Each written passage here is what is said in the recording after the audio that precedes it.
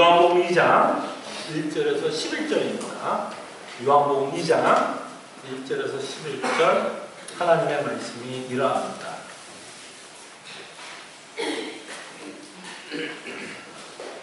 사흘째 되던 날 갈릴리 가나에 혼례가 있어 예수의 어머니도 거기 계시고 예수와 그 제자들도 혼례에 청함을 받았더니 포도주가 떨어진지라. 예수의 어머니가 예수에게 이르되 저들에게 포도주가 없다 하니 예수께서 이르시되 여자여 나와 무슨 상관이 있나이까 내 때가 아직 이르지 아니하였나이다. 그의 어머니가 하인들에게 이르되 너에게 무슨 말씀을 하시든지 그대로 하라 하니라. 거기에 유대인들의 정결 예식을 따라 두세 통 드는 돌 항아리 6이 놓였는지라. 예수께서 그들에게 이르시되 항아리에 물을 채우라 하신즉 아기까지 채우니 이제는 떠서 연회장에게 갖다 주라 하심에 갖다 주었더니 연회장은 물로 된 포도주를 맛보고도 어디서 났는지 알지 못하되 물돈 하인들은 알더라. 연회장이 신랑을 불러 말하되 사람마다 좋은 포도주를 내고 취한에 낮은 것을 내거늘 그대는 지금까지 좋은 포도주를 두었다 하니라. 예수께서 이 첫 표적을 갈릴리 가나에서 행하여 그의 영광을 나타내시매 제자들이 그를 믿으니라. 찬양대 나오셔서 이렇게 찬양하시겠습니다. 오늘부터 여러분과 함께 요한복음을 살펴보면서 아주 흥미로운 사건들을 여러분과 함께 살펴보게 될 것입니다. 저자이신 사도 요한은 예수님이 하신 8개의 표적을 기록하고 있는 것을 저희들이 이제 살펴보려고 하고 있습니다. 근데 이제 사도 요한이 뭐라고 말씀을 또 하셨냐면요. 사도 요한이 이 책을 쓰면서 그 목적을 말씀하시면서 이 8개보다 더 많은 표적을 베풀었다라고 사도는 말씀하고 있습니다. 많은 표적을 예수님이 베풀었는데 사도 요한은 좀 셀렉티브하게 선택을 해서 지금 8개만 기록하고 있는 것을 보게 됩니다. 주보에 보시면 제가 다시 한번 이 요한복음을 쓴 목적을 제가 좀 적어놨는데요. 요한복음 20장 30절 31절에 보면 사도 요한이 이렇게 기록하고 있죠. 주보를 참고하세요. 그리고 요한복음 2장도 펴놓으시기를 바랍니다. 자, 다시 한번 목적이 이렇게 말씀합니다. 예수께서 제자들 앞에서 이 책에 기록되지 아니한 다른 표적도 많이 행했다고 말씀합니다. 많은 표적을 행했는데 지금 사도 요한은 셀렉티브하게 8개만 지금 추려서 저희들에게 말씀하고 있는 것을 보게 됩니다. 자, 그럴 때 이 20장에서 나와 있는 것처럼 표적이라는 단어를 보게 되고 저희들이 오늘 살펴볼 요한복음 2장 11절에도 표적이라는 단어가 나오고 있는 것을 보게 됩니다. 저희들이 오늘 본문을 살펴보기 전에 먼저 이 표적이라는 단어를 먼저 잘 정리하면서 저희들이 이 본문을 살펴보았으면 합니다. 자, 이 표적이라는 단어를 좀 영어로 말하면 sign이에요. sign. 사인이라고 하면 조금 더 와닿을지 잘 모르겠는데요. 자, 이럴 때 이 11절에도 2장 11절에도 표적이라고 말씀하고 있는데요. 먼저 이 표적이라고 하는 단어를 명확하게 이해할 필요가 있는데 이 표적이라는 의미는 저희들이 기억해야 될 건 기적 자체의 목적이 있는 것이 아닙니다.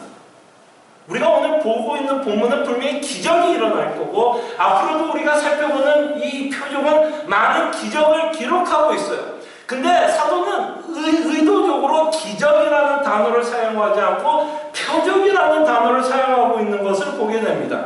그래서 우리는 표적이라는 단어를 통해서 사도 요한은 기적 자체에 초점을 맞추는 것이 아니라 이 기적을 통해서 우리들에게 어떠한 메시지를 전하고자 하는데 초점을 맞추고 있다는 거예요. 사인, 메시지가 있다는 거예요. 메시지. 그러니까 우리는 오늘 이 본문을 보면서 예수님이 물이 포도주로 변하게 했네. 와, 신기하다. 무슨 마술사인 양처럼 우리에게 보여주려고 하는 게 아니라 이 물이 포도주로 변하는 것을 통해 우리에게 메시지가 있다라는 것입니다. 그런 의미에서 이 물이 포도주로 변했다라는 걸 사도는 기적이라고 표현하지 않고 표적이라고 표현하고 있는 거예요. 메시지가 있다는 거예요. 그럼 오늘 우리가 이 본문을 통해서 물이 포도주가 되었다는 걸 통해서 과연 우리는 어떤 메시지를 보게 되냐면, 저희들이 살펴본 것처럼 요한복음 20장 30절 31절에 이 사도 요한이 이 책을 쓰고 있는 목적이 뭐라고 말씀하고 있냐면, 하나님의 아들을 아는 것, 그로 믿게 하는 것, 그의 힘을 힘입어 생명을 얻게 하는 것, 영생을 얻게 하려고 하는 것이 이 책의 목적이라면, 표적도 같은 메시지를 갖고 있다는 겁니다. 무슨 얘기인지 아시겠죠? 지금 예수 그리스도께서 우리에게 베풀고 있는 기적은 표적이 되어 저희들에게 메시지를 전하는데, 요한복음에서 전하고자 하는 그 메시지를 담고 있다는 거예요. 그러니까 오늘 우리가 본문을 통해서 우리가 믿고 있는 예수 그리스도를 만나게 될 것이고, 예수 그리스도께서 전하고 있는 복음의 메시지를 저희들이 살펴보게 될 것이라는 것입니다. 그래서 명확하게 표적의 의미를 여러분들이 잘 기억을 해야 앞으로 저희들이 이제 7개를 더 살펴볼 텐데 잘 이해를 하시면서 같이 본문을 보았으면 하는 것입니다. 자, 근데 이 본문을 좀 보기 전에 한 가지만 더 생각을 하면서 본문을 보고 싶은데요. 자, 우리는 간혹 인생을 살다 보면 정말 하나님이 간절히 우리의 문제를 해결해 주시기를 바라는 문제들이 있을 겁니다. 그렇죠? 정말 이 문제만큼 좀 하나님이 좀 해결해 주셨으면 참 좋겠다. 그게 어떤 건강의 문제가 될 수도 있겠고, 어떤 자녀의 문제가 될 수도 있겠고, 또는 뭐 재정적인 문제도 있을 수 있어. 정말 하나님께서 정말 기적을 베풀어 달라고 우리가 소원하면서 하나님께 기도할 때도 있을 수 있다라고 생각을 해봅니다. 근데 여러분, 하나님께 기적을 바라면서 기도하는 거에 대해서 말리지는 않습니다. 기도하세요. 근데 우리가 좀 생각해보고 싶은 건, 설사 하나님께서 기적을 베풀어 주시고 여러분들의 문제를 해결해 주셨다고 해도 그 해결된 것 때문에 여러분 기억하세요. 또 다른 문제를 야기시킬 겁니다. 곰곰이 좀 한번 생각해 보세요. 여러분들이 갖고 있는 문제가 해결되어서 문제가 해결되지 않아요. 그 문제가 해결됨으로써 또 다른 문제가 발생한다는 것을 기억해 주시길 바랍니다. 자, 그럴 때 제가 무엇을 생각하게 됐냐면, 성경에서 정말 기적을 맛봤던 사람 중에 한 분을 뽑으라면, 또 성경에서 제가 생각하기에 가장 불행했다라고 생각하는 사람이 하나 있어요. 기적을 맛보았는데 가장 불행하다라고 생각하는 사람이 있는데요. 그 사람이 누구냐면 저희들이 앞으로 이제 살펴볼 사람이기도 하지만 저는 나사로라고 생각을 합니다. 나사로. 자, 여러분과 저는 나사로의 스토리를 보면서 예수 그리스도의 부활을 생각하니까 그 메시지가 엄청난 파워가 있고 정말 은혜를 받지만, 여러분들이 나사로라고 생각해보세요. 여러분들이 나사로라고 생각해봐요.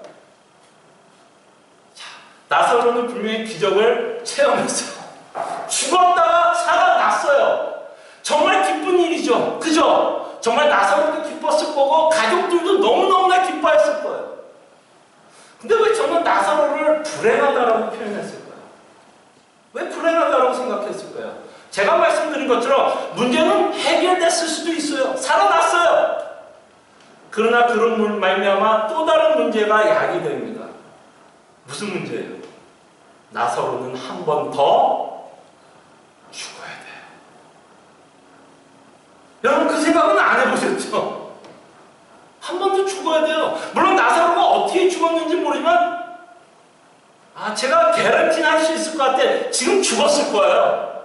그죠? 기록은 없지만 분명히 죽었을 거예요. 그럼 물론 기록은 없지만 그때 두 번째 죽었을 때는 더 고통스럽게 죽었을 수도 있지 않았을까요? 모르죠. 평안하게도 죽었을지는 모르지만. 그럼 가족들은 한 번 더 울어야 돼요. 문제가 해결된다고 해서 그게 기쁨만은 아니에요. 나사로는 살아났기 때문에 다시 한 번 이 타락한 세상에서 고통을 받으면서 또 살았어야 됐을 거예요. 오히려 제가 나사로였으면 저는 그랬을 것 같아요. 예수님 제발 나는 부활시키자. 옆에 있는 무덤 가서 살려줘.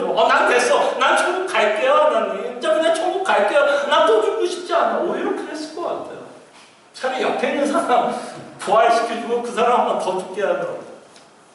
무슨 얘기인지 알겠죠? 자, 문제를 해결하는 것이 나쁘다는 얘기는 아닙니다. 그렇죠? 문제가 이 땅에 문제가 해결된다 그래서 모든 문제가 해결된다는 얘기는 아니라는 겁니다.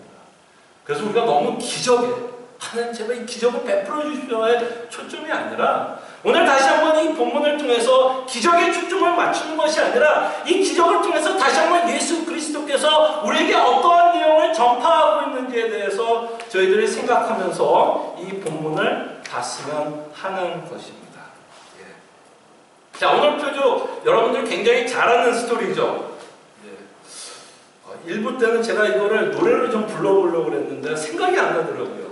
여러분 주일학교 때 기억나시죠? 또 2부 때 한번 불러보렸는데 또 생각이 안 나네요. 예수님이 포도주로, 그죠? 물을 포도주로 만든 엄청난 사건을 여러분과 제가 만나게 됩니다. 그게 이 스토리의 핵심이에요. 물이 포도주로 변한 이 사건. 그 다음에 이 기적이 일어나고 있는 배경은 결혼식이에요. 그죠? 근데 이 결혼식에서 문제가 발생합니다. 그럴 때 어떤 문제죠? 결혼식에 포도주가 떨어졌어요.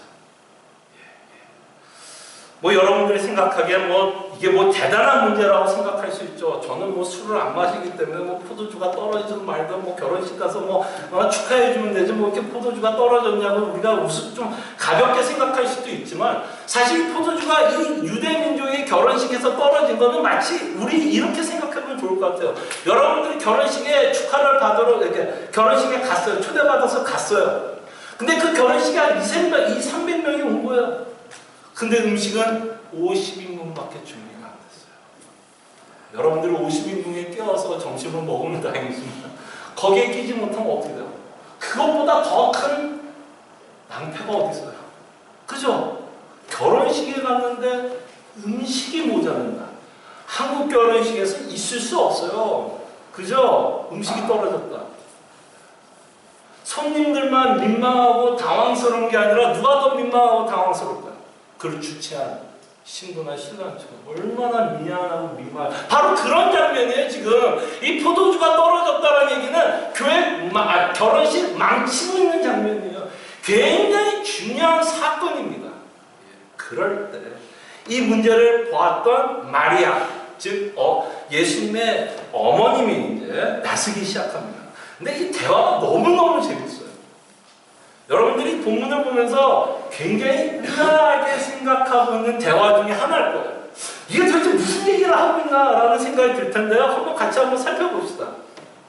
자, 3절에 보니까 문제 제기를 하죠. 어머님 마리아가 문제를 제기합니다. 예수님에게서. 3절. 자, 포도주가 떨어진지라. 예수의 어머니가 예수에게 이르되 저들에게 포도주가 없다 하니. 그래서 지금 어머님 마리아는 예수님에게 포도주가 없다라는 팩트를 전하는 것 같이 보입니다. 여러분 한번 곰곰이 좀 생각해 보세요. 자, 지금 이 마리아가 지금 예수님 어머니가 이 예수님에게 포도주가 없다라고만 말하는 걸까요? 여기에는 뭔가 좀 다른 메시지가 또 함축되어 있다 생각하지 않을까요? 자, 왜 마리아가 어머니가 왜 예수님에게 포도주가 없다라고 말했을까요? 이 없다라고 얘기하면서 사실은 어머니는 뭘 할까요? 뭔가를 기대하는 거죠. 뭘 기대하는 거예요? 내가 이렇게 없다라고 이야기하면 아들이신 예수님이 혹시 이 문제를 해결할 것을 기대하면서 지금 예수님에게 바라보고 있는 장면이죠. 그냥 팩트만 말하는 게 아니라 포도주가 없으니 예수야 네가 한번 이 문제를 좀 해결해 봐라 라는 기대하는 마음으로 지금 예수님에게 말씀합니다. 자, 근데 이 스토리가 이제 여기서 재밌죠. 예수님의 대답이 너무너무 재밌어요. 뭐라고 얘기하냐면 굉장히 예의 없이 대답하는 것 같죠. 그리고 굉장히 차갑고 매몰차게 이 어머니에게 대답하는 것 같이 보입니다. 포도주가 떨어졌다라고 간청하고 있는 그 어머니에게 예수님이 뭐라고 대답해요? 여자야! 야, 여러분 이거 상상이 되는 말이 여러분 어머니에게 뭔가 부탁했어요. 근친아 너 설거지 좀 해. 그랬더니 여자야! 상상이 되는 말이야. 여자야! 좋은 엄마면 그냥 째려보는 걸로 끝나겠죠. 이게 어디서 여자가 다르게 째려보 조금 좀 이제 다혈질 엄마 만나면 이제 손 나가는 거죠. 이게 어디서 여자가 그죠? 이런 느낌이잖아요. 지금 여자요라고 하면 그죠? 예. 근데 예수님이 여자라는 단어를 오늘만 이 본문에서만 쓰는 게 아니라 사실 예수님이 십자가에 죽을 때 예수님이 긴박하고 죽을 때도 그 고통 가운데서도 사실 마리아 어머니를 뭐라 부르냐면 여자라고도 불러요. 여자예요. 마지막으로 하는 말이 여자라면 이게 무슨 예의가 없어서 그죠? 그렇게 해서 부르고 있는 내용은 아닐 거라고 저희들이 생각해 볼 수 있을 것 같습니다. 자, 그럴 때 이제 우리가 갖고 있는 의문은 이거죠. 왜 예수님이 여자라고 불렀을까? 뭐 어머님이라고 충분히 부를 수 있잖아요. 엄마니까. 어머니라고 부를 수 있는데 왜 여자라고 불렀을까? 자, 여기서 이제 우리가 이해해야 될 게 뭐냐면 지금 여자라고 부르면서 예수님은 의도적으로 자기의 어머니와 거리를 두고 있다는 걸 보셔야 돼요. 어머니라 그러면 친근하고 옆에 있는 것 같잖아요. 여자야 그러니까 뭔가 조금 이렇게 좀 멀리 느껴지잖아요. 지금 의도적으로 예수님이 여자라고 부르면서 지금 마리아와 예수님은 의도적으로 거리를 두기 위해서 여자라고 부르고 있다는 것을 생각해 보시길 바랍니다. 그래서 제가 이따가 설명을 할게요. 계속해서 들어보세요. 자, 그러면서 예수님이 또 굉장히 차갑게 나와 무슨 상관이 있습니까? 자, 지금 뭐라고 얘기하는 거예요? 여자야. 야, 이렇게 포도주가 떨어진 것이 나와 무슨 상관이야? 이렇게 얘기하는 거 아니야. 그죠? 포도주가 떨어진 것이 나와 무슨 상관이냐? 라고 이야기하면서 굉장히 엉뚱한 이야기를 예수님이 얘기해요. 무슨 엉뚱한 얘기를 해요? 때가 아직 아니다. 무슨 동문서답하는 것도 아니고 둘이 무슨 얘기를 이렇게 하는 거예요, 지금. 상관도 없다 얘기하고 때가 아니다라고 이야기합니다. 그럼 우리가 이 때라고 하는 이 단어를 좀 이해할 필요가 있어요. 자, 이게 지금 예수님이 때라고 이야기하면 무슨 때, 어느 때, when, 어느 때를 말씀하고 있는지를 저희들이 좀 생각해 보면 지금 예수님이 무슨 얘기를 하고 있는지를 알 수 있습니다. 자, 요한복음에서 중요한 단어들이 참 많지만 이 때라는 단어도 굉장히 중요해요. 요한복음 7장 30절, 8장 20절. 자, 주보를 보시면 이 두 구절만 봐도 지금 예수님이 말씀하고 있는 때가 무엇을 뜻하고 있는 때인지를 여러분 금방 알 거예요. 자, 7장 30절. 자, 그들이 예수를 잡고자 하나 손을 대는 자가 없으니 이는 그의 뭐가 이르지 않았다고요? 때가 아직 이르지 아니하였습니다. 8장 20절. 이 말씀을 성전에서 가르치실 때에 헝막 앞에서 하셨으나 잡는 사람이 없으니 이는 그의 때가 아직 이르지 아니하였습니다. 지금 다 이 때가 어느 때와 연관이 돼요? 뭔가 예수님이 잡히는 것과 연관이 되고 이 때는 예수님이 무슨 때예요? 고난받는 것과 연관이 되고 있고 그럼 무슨 때예요? 이 때는 바로 예수 그리스도의 십자가의 때를 말씀하고 있는 것을 여러분들이 보게 됩니다. 그러니까 때가 아니다라고 이야기하면 지금 예수님이 뭐라고 얘기하고 싶은 거야? 아직 내가 죽을 때가 아니다. 또는 내가 아직 십자가를 짊어질 때가 아니다 라고 말씀을 하고 있습니다. 자, 포도주가 떨어졌다고 이야기를 하면서 때가 아니다라고 예수님이 대답을 하고 있다면 지금 예수님은 무슨 생각을 하면서 이 대답을 하냐면 이 포도주를 만드는 것과 자신의 때를 연관시켜서 대답하고 있다는 것을 보셔야 됩니다. 무슨 얘기인지 아시겠죠?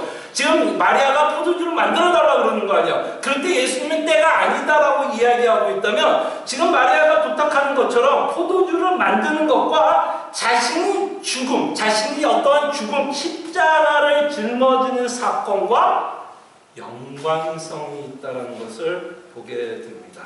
자, 그러면 조금 제가 말씀했던 걸 좀 정리를 하자면 자, 어머니의 초점은 이거예요.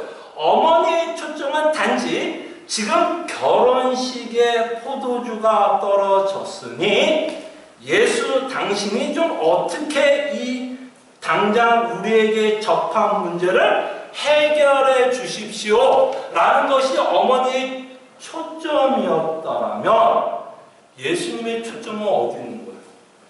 이 결혼식에 있는 이들에게 있는 당장 그들의 앞에 있는 문제를 해결하려고 하는 것이 예수님의 초점이 아니라 세상 죄를 짊어지는 어린 양이다라는 것을 가르치기 위해서 때가 아니다라고 말씀하려고 하는 거예요.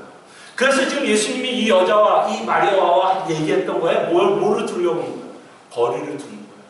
나는 너의 문제를 해결하려고 온 것이 아니라 인간이 갖고 있는 궁극적인 문제인 죄의 문제를 해결하기 위해서 왔고 아직은 내가 죽을 때가 아니다 라고 말하기 위해서 이 마리아와 자기 예수님을 좀 거리를 두면서 대답하고 있는 것을 보게 됩니다. 그러니까 예수님의 초점은 어디예요? 단지 포도주를 만드는 데 초점이 아니라 이 포도주를 만드는 이것을 통해서 다시 한번 죄의 문제와 인간의 문제와 자신이 어린 양이라는 것을 저희들에게 가르쳐 주려고 하는 것입니다. 자, 근데 이 스토리가 더 재밌는 건 이거예요. 내가 당신과 무슨 상관이 있습니까? 때가 아니야! 라고 이야기하면 우리가 기대하는 스토리는 뭐예요? 예수님이 그냥 결혼식에서 떠나더라. 이런 거 아니에요. 그죠? 이래야 뭔가 스토리가 맞는 거 아니에요.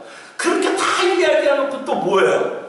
또 포도주는 만들어줘요. 이러니까 이 스토리가 헷갈리는 거야. 그냥 떠났더라면 그래. 때가 아닌가 보다. 뭐 죄에 대해서 어린 양이 있으니까 이제 다음 기적으로 넘어가시나 보다 우리가 생각할 수 있는데 예수님이 또 마리아가 요구하고 간청한 그 문제를 해결하십니다. 근데 이렇게 해결하는 과정을 통해서 우리가 놓쳐서는 안 되는 건 다시 한번 예수님은 단지 포도주가 떨어져서 포도주를 만들어주는 그것에 초점이 있는 것이 아니라 예수님은 다시 한번 물을 포도주를 만드는 과정을 통해서 다시 한번 예수님이 어린 양인 것을 강조합니다. 여러분들과 제가 이 스토리를 보면서 굉장히 놓치고 있는 것이 하나가 있는데 예수님이 이 문제를 해결하기 위해서 사용하는 도구가 있습니다. 사용하는 도구가 있어요. 어떤 도구를 사용하냐면 항아리라는 것을 준비시키게 합니다. 그죠? 항아리를 준비시키게 해요. 근데 이건 그냥 항아리가 아니에요. 그냥 장독재, 우리처럼 무슨 김치 담고 된장 담고 고추장 담는 이런 장독재 항아리가 아니라 이 항아리는 어떤 목적을 갖고 사용하는 항아리입니다. 어떤 항아리예요? 정결 예식에 사용하는 항아리입니다. 예수님은 의도적으로 이 기적을 베풀면서 항아리를 준비하라 그러는데 야 너희들이 쓰는 정결 예식 때 사용하는 항아리를 6개를 준비하라라고 말씀을 합니다. 정결의식 깨끗게 하기 위해서 사용하는 항아리입니다. 자, 여러분들이 좀 아실 거예요. 자, 유대 전통 중에 어떤 전통이 있냐면 부정한 자들과 접촉을 하면 밥을 먹기 전에 뭘 하게 되면 손을 씻어요. 왜? 부정하니까. 부정한 자하고 접촉을 하면 부정해진다고 생각하는 거예요, 유대민족은. 그래서 그 중에 하나 예를 들면 문둥병자. 그죠? 문둥병자와 유대민족이 이렇게 접촉을 하면 더러워진다고 생각을 하고 밥을 먹기 전에 이들은 반드시 뭘 했냐면 정결 예식 때 사용하는 그 항아리에 담는 물을 가지고 씻어요. 씻고 밥을 먹습니다. 자, 이 정도 얘기하면 여러분 이 정결 예식 때 사용했던 이 항아리 속에 물이 무엇을 상징하고 있는지를 알 거예요. 이렇게 물을 씻음으로써 뭘 상징해요? 더러운 것이 씻겨 내려간다. 그죠? 그죠? 그래서 이 항아리를 통해서 다시 한번 예수 그리스도의 복음을 저희들에게 전하고 있는 것을 보게 됩니다. 이렇게 정결 의식 때 사용한 항아리에 물을 담고 항아리 안에서 어떤 일이 벌어지냐면 물이 포도주로 변하게 됩니다. 바로 이 내용을 통해서 예수님은 우리에게 다시 한번 복음을 전합니다. 여러분 제가 다른 이야기하지 않더라도 여러분 포도주 하면 벌써 필이 오죠. 포도주가 뭘 의미하는지 제가 여러분들에게 설명하지 않더라도 포도주가 무엇을 상징하는지 여러분들이 이미 알 겁니다. 마지막 때 예수님이 제자들을 모아놓고 만찬을 할 때도 떡을 떼면서 포도주를 마시면서 뭐라고 말씀했어요? 이 잔은 뭐라고 그래요? 내 피. 내 피, 언약의 피. 그래서 이 피가 무슨 일을 한다는 거예요? 너의 죄를 사하게 해줄 피. 너의 더러움을 씻겨줄 피인 것을 상징합니다. 그럴 때 이렇게 포도주를 정결의식 때 사용하는 항아리 안에 담고 이 안에 있는 물이 포도주로 바뀌는 것을 보면서 바로 이 포도주로 인해서 뭐가 된다는 걸 우리에게 보여주고 싶은 거예요. 정결하게 된다. 정결하게 되었다. 깨끗하게 되었다. 더러움이 씻어진다라는 상징적인 의미로 우리에게 다가옵니다. 그래서 이 내용은 기적이 아니라 표적이 되는 거예요. 표적. 이 기적 안에는 우리에게 전하고 싶은 메시지가 있고 이 기적을 통해서 예수님은 철저하게 어린 양으로서 세상 죄를 짊어지고 있는 어린 양인 것을 저희들에게 보여주기 위해서 이 기적을 베풀고 있는 것을 저희들이 보게 됩니다. 자, 근데 여기서 우리가 끝나면 안 돼요. 여기서 나오는 이 포도주는 이 유대 전통에서 굉장히 중요한 역할을 한다. 잔치 때 사용하는 거예요, 이 포도주는. 잔치. 그래서 우리가 이 기적이 일어나고 있는 배경을 무시할 수가 없어요. 이 기적이 일어나고 있는 배경은 어디에 어떤 배경이 있냐면 결혼식에서 이 기적이 일어나고 있다는 것을 여러분과 제가 기억을 하셔야 됩니다. 자, 그럴 때 이 결혼식에서 예수님이 자신이 어린 양 포도주인 것을 저희들에게 보여주면서 또한 우리에게 예수 그리스도가 누구인가를 보여주려고 해요. 누구죠? 어린 양 포도주 예수 그리스도는 우리의 신랑이십니다. 신랑이세요. 예. 그리고 신부는 교회가 됩니다. 네. 여러분들이 결혼식 가면 굉장히 자주 듣는 본문이 에베소서죠. 에베소서. 에베소서에 보면 사도 바울이 뭐라 그래요? 신랑을 누구라 그러죠? 예수님. 그때 요한복음을 갖고 대입을 한다면 신랑이 누구예요? 어린 양 포도주. 그래서 어린 양 포도주를 우리에게 소개하고 신부를 위해서 예수 그리스도께서 포도주가 되셨다. 사도 바울의 말로 표현하자면 교회를 위해서 내어 주셨다라고 저희들에게 말씀을 하십니다. 근데 몇 가지 여러분과 좀 생각해 보고 싶은 게 있어요. 여러분 결혼식 자주 갔죠? 자주 가봤는데 결혼식에서 어떤 순서가 가장 중요한 순서 같아요, 여러분? 결혼식. 촛불 점화? 신부 엄마 이렇게 두 분 나와가지고 촛불 점화. 중요하니까 그 식을 하겠죠. 어떤 식이 중요해요? 그래도 뭐 말씀이 중요하다 그러니까 말씀 선포가 중요한 거. 그쵸, 말씀 선포 중요하죠.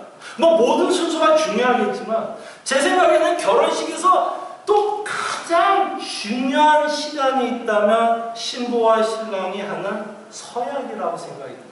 서약. 여러분 서약을 왜 해요? 신부와 신랑 여러분 뭐 생각 잘 해보세요. 왜 서약을 해요? 서약을 통해서 뭘 맹세해요? 어떤 상황 가운데서도 나는 당신을 사랑하며 이 결혼을 유지하겠노라. 이거를 서약하는 거 아니에요? 그죠? 그래서 여러분 생각해보세요. 결혼은 감정으로 유지되지 않아요. 여러분 여기 계신 분들은 이제 요 얘기하면 다 이해할 거예요. 요즘 여기 계신 분들 나이 정도면 이제 여러분 감정으로 안 살죠? 뭘로 살아요? 의리로 살죠. 의리로. 우리가 여태까지 살아온 세월이 있는데 이제는 의리예요. 의리. 예. 그걸 좀 성경적으로 말하면 이제 약속한 것 때문에, 서약한 것 때문에. 내가 결혼식에 서약한 거를 뭐 하는 거예요? 결혼식. 지키는 거예요. 감정? 여러분 보통 제가 들었던 재미나는 얘기 중에 하나가 결혼식 끝나고 신혼여행 떠나면서 공항에서부터 싸운다고 그러더라고요. 공항에서부터 싸운대요. 그러면 그 사랑의 감정 벌써 뭐예요? 다 날아가는 거죠. 그때 비행기를 타면서부터 우리는 그때부터 의리예요. 의리로 사는 거예요.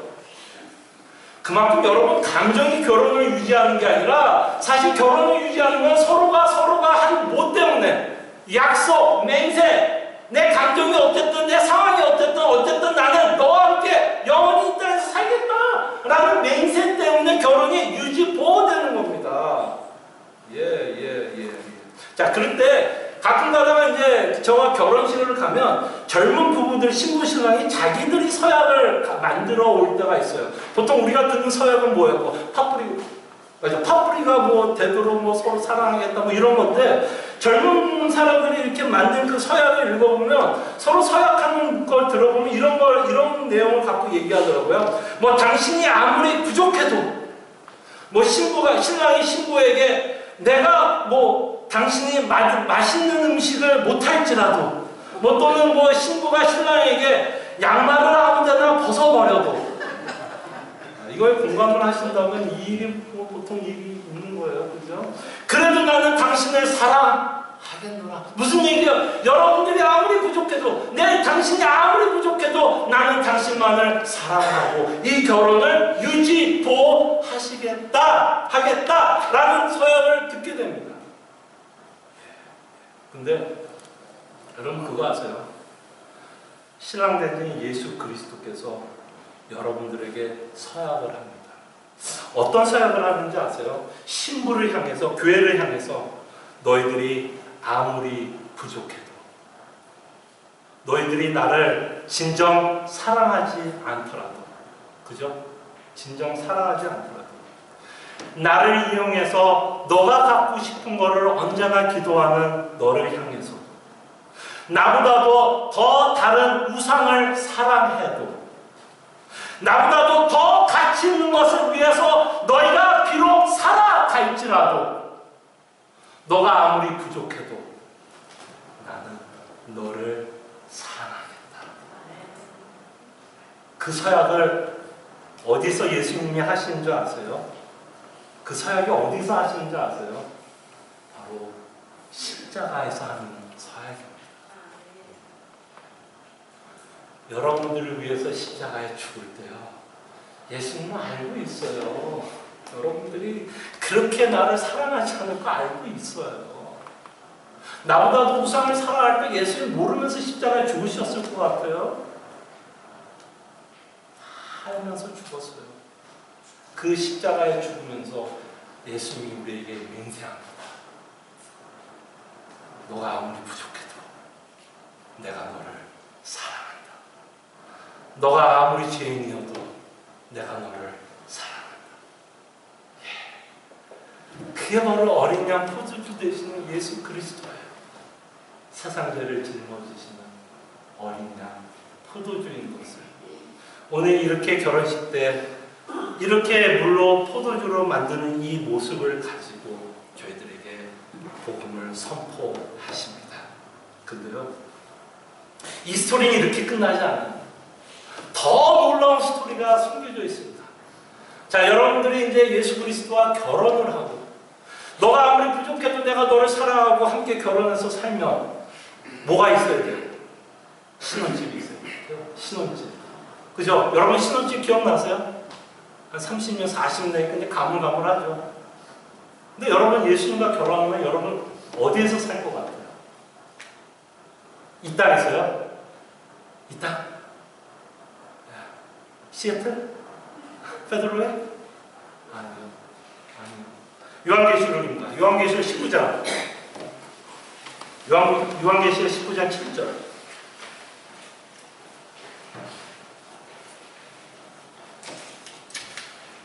자, 우리가 즐거워하고 크게 기뻐하며 그에게 영광을 돌리세. 누가 또 등장하죠? 어린 양의 혼인 기약이 이르렀고 그의 아내가 자신을 준비하였으므로. 어린 양이 뭘 준비해요? 결혼을 준비해요. 이 어린 양이 누구예요? 지금 우리가 보고 있는, 요한복음에 보고 있는 포도주 되시는 예수 그리스도인 것을 저희들이 보게 됩니다. 이렇게 포도주가 되시니까 우리가 뭐 할 수 있는 조건이 주어져요. 결혼할 수 있는 조건이 됩니다. 이 격이 맞아야죠. 예수님과 우리가 결혼하려면 격이 맞아야 결혼할 거 아니에요. 여러분들도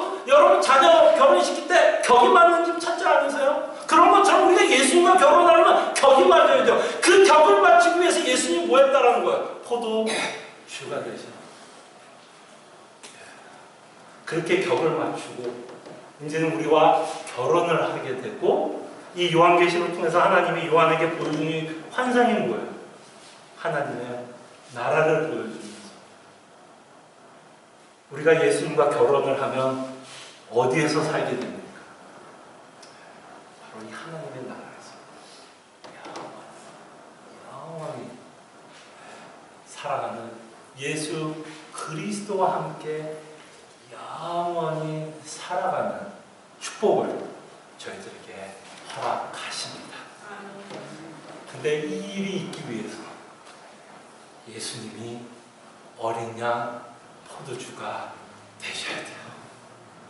여러분, 결혼하기 위해서, 하나님의 나라에서 영원히 살기 위해서, 그래서 이 일을 감당하기 위해서 예수님이 지금 저희들에게 기적을 베풀면서 저희들에게 설명을 하고 있습니다. 마지막으로 한 가지만 더 좀 생각을 해보면서 마치려고 합니다. 그래서 이 요한계시록을 통해서 저희가 신부가 되어 있는 것을 보게 돼요. 신부. 여러분, 혹시 여러분 결혼식 기억나세요? 여기 이제 여자 집사님들, 뭐 권사님들 혹시 기억나세요? 아니면 여러분 딸이 있으면 딸이 결혼할 때 기억나세요? 어때요? 결혼식 때 가장 아름답게 보이고 싶지 않았어요? 보이고 싶지 않았어요? 여러분 딸이 결혼할 때 가장 아름답게 보이려고 하지 않았어요? 진짜 멋진 하얀 색깔, 화장도 막 모델처럼, 여배우처럼, 머리도 막 연예인처럼 너무너무 이쁘게, 그죠? 하고 저희들이 결혼식에 가는 모습을 보게 됩니다. 근데 그렇게 너무 아름다운 하얀색 청크 가운을 입고 화장도 너무나 이쁘게 했고 머리도 너무나 이쁘게 하는 그 신부가 결혼식에 앞두고 흙탕물에서 놀고 있다라고 생각을 해보세요. 말이 돼요? 흙탕물에서 하얀색 옷에 흙먼지 다 하고 막 머리카락 흐트러지고 막 화장했던 거 다 지워진다고. 그게 말이 돼요? 말이 안 되죠.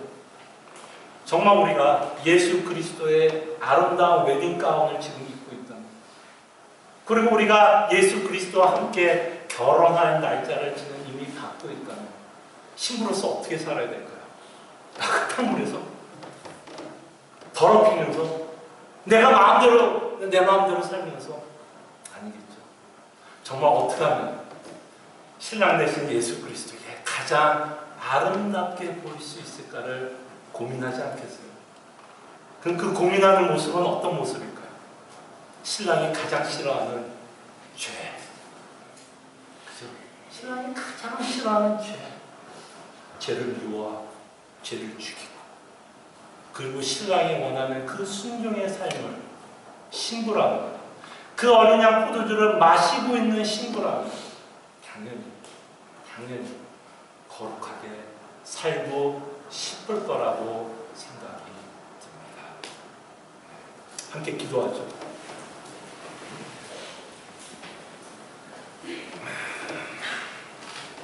좀 내용이 좀 많기는 했는데요. 오늘 본문을 좀 여러분들이 좀 기억해 주시고 하나님께 좀 기도하는 시간을 가졌으면 합니다.